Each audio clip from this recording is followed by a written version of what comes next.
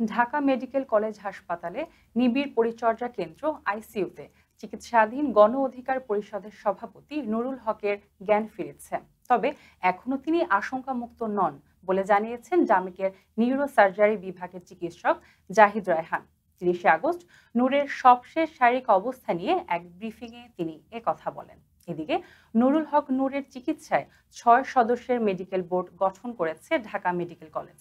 আজ medical board নূরের চিকিৎসার বিষয়ে আলোচনায় বসবে। তবে বোর্ডের চিকিৎসকদের নাম এখনো জানা যায়নি। নূরকে দেখতে গিয়ে বিএনপির স্বাস্থ্য বিষয়ক সম্পাদক ডাক্তার রফিকুল ইসলাম বলেছেন, নূরের ডান চোখে রক্ত জমাট বেঁধেছে, চোখ খুলতে পারছেন না তিনি।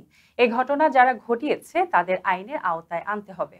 অপরদিকে গণ অধিকার পরিষদের উচ্চতর সদস্য আবু হানিফ সাংবাদিকদের বলেন, গতকাল আইন শৃঙ্খলা বাহিনীর সঙ্গে মিলে বহিরাগতরাও হামলা চালায়, তাদের খুঁজে বের করতে হবে। এই হামলার সঙ্গে ছাত্রলীগ যুবলীগের কর্মীরাও জড়িত থাকতে পারে মন্তব্য করেন তিনি।